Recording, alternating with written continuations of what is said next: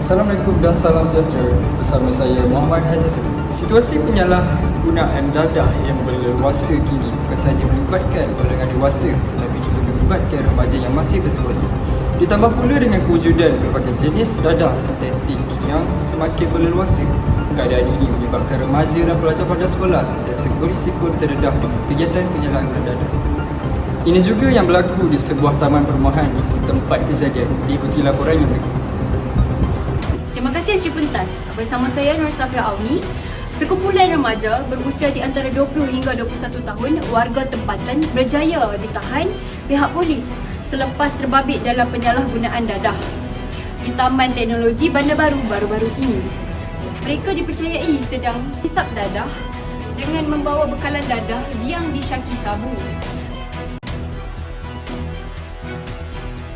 sehingga berlaku pergulutan antara pihak polis dan yang terlibat.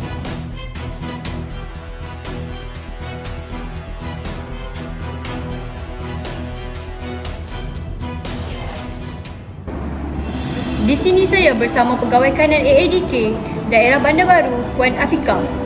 Terima kasih Cik Auni. Okey, baik Puan.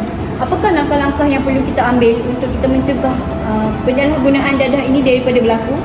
Baik, antara langkah yang perlu ditangani oleh masyarakat adalah antaranya pihak kerajaan perlu mengenakan hukuman yang berat.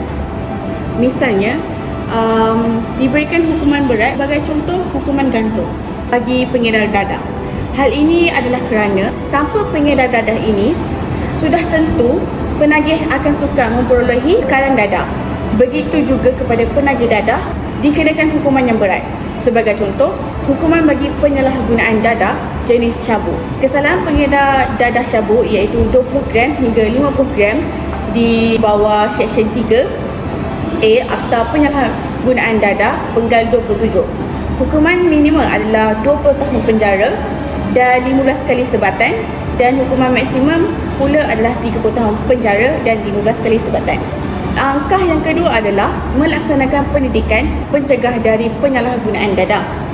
Pihak yang berkenaan sama ada kerajaan maupun swasta dalam usaha untuk membanteras isu penyalahgunaan dadah perlu mengadakan pendidikan untuk mencegah. Sebagai contoh, mengadakan aktiviti seperti ceramah, seminar, pameran dan sebagainya.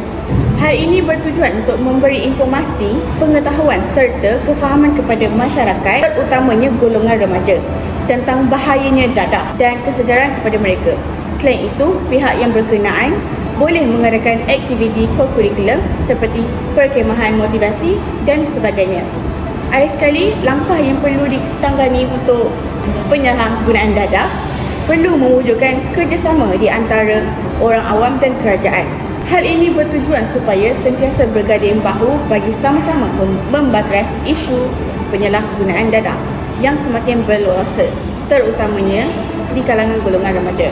Sebagai contoh, masyarakat dan pihak kerajaan perlu mati-matian serta bertindak pantas dalam melakukan kegiatan yang mencurigakan. Juga perlu mengawasi dan bertanggungjawab dalam menjaga anak-anak mereka. Selain itu, kawalan custom yang ketat perlu dilaksanakan. Itu saja. Terima kasih Cik Auni. Okey, baik. Terima kasih Puan. Kembali ke Sri Pentas. Media elektronik juga menjadi salah satu punca utama yang menyebabkan kanak-kanak ini, remaja-remaja ini menggunakan dadah di usia yang sangat muda. Hal ini kerana terdapat tayangan umum yang tidak ditapis oleh ibu bapa mereka. Media elektronik merupakan salah satu punca peningkatan jenayah komersial. Terima kasih Encik Safia Auni. Jadi penyalahgunaan dadah ini sememangnya satu isu besar yang perlu ditangani segera.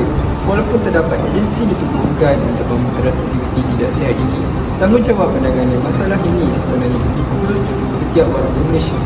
Oleh itu, usaha memeteras jalur penyalahgunaan dadah memerlukan bantuan setiap individu. Jika terdapat sebarang pertanyaan berkaitan tindakan yang sepatutnya dilakukan bagi setiap keadaan, ia boleh disalurkan kepada pihak berwajib seperti polis ataupun agensi bertanggungjawab untuk mementeras penyalahgunaan dadah, iaitu Agensi Anti Dadah Kebangsaan AADK. Semoga segala usaha yang kita dilakukan mampu mengatasi gejala penyalahgunaan dadah seterusnya menjadikan Malaysia negara yang bebas dadah demi kemakmuran bersama. Terima kasih laporan pada hari ini. Sekian, terima kasih.